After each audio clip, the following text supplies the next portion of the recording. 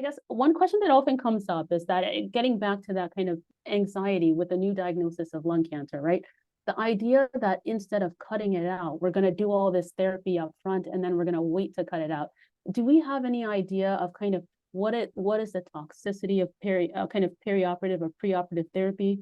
What proportion of patients from our trials don't make it to surgery? And then for Dr. Yang too, I have patients who are kind of afraid of surgery, right? It seems like a lot, even though there's a robot now, as you said, like cutting edge, there's smaller incisions, but what proportion of patients actually don't survive surgery? I think it's important to hear those types of numbers too.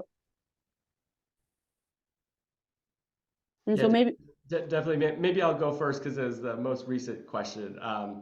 But absolutely, I think that it's really important to know that surgery does have risks in terms of every once in a while, unfortunately, folks do not make it after surgery. However, the good news is that in 2024, that number is really, really, really low. So I would say that nationally now, that number is less than 1%. So less than 1% that patient doesn't survive after surgery for early stage lung cancer. And in fact, in some studies, it's 0%. It's remarkable. And so I think that things to pay attention to when you go, if you have to talk to a surgeon, is to see how much experience that surgeon has had, and also if you can get a sense of what types of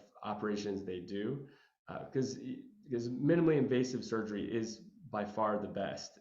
But there are some places across the country where surgeons haven't had that much experience and they still do open surgery.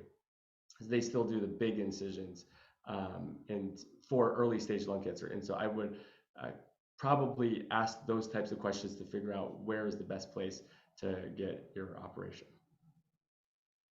I think on a similar note of what Dr. Yang is, we saw a patient this week, again, with that stage A disease, where the patient had met with a cardiothoracic surgeon in a community setting, and that surgeon did not feel that patient was resectable. So how do we define resectability? And is this really in the eye of the beholder? And I think it's getting more and more complicated. And so, I do think it's great when patients seek second opinions from dedicated thoracic surgeons, because as you can see in the eligibility criteria, how is resectability being defined across the trials? We also saw that about 20% of patients across the trials did not go on to get surgery for whatever reason.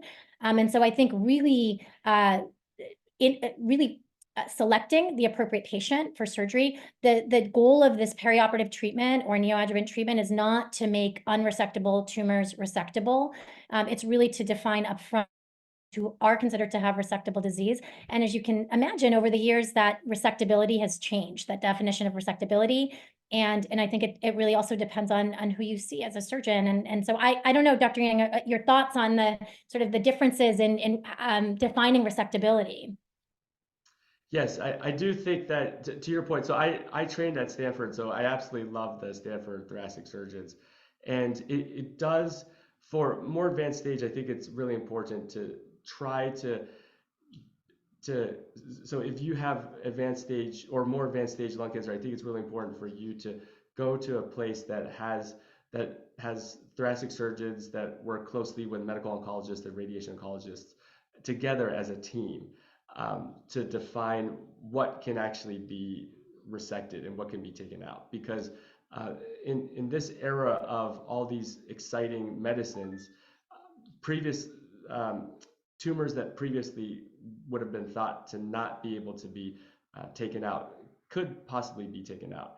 On the other end of that consideration is you also don't want to go to a surgeon who says they're going to take out something that really ought to not be taken out. And so that's why it's so important to have this, what we call a multidisciplinary discussion, where it's a team effort, where you talk to everybody and get all their opinions together. So in terms of my patients, going back to Dr. Dagogo-Jack's question of how well they have been able to handle the side effects of chemotherapy and immunotherapy, I've been pleasantly surprised, actually.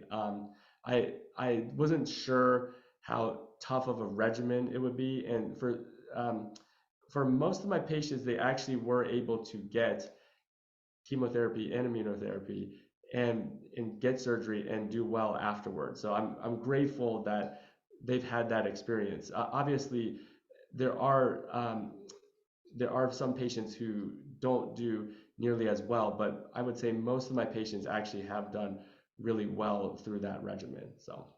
And that's been my experience as well. And I think on a biological level, there are reasons to try to give that therapy up front too, and also practical, right?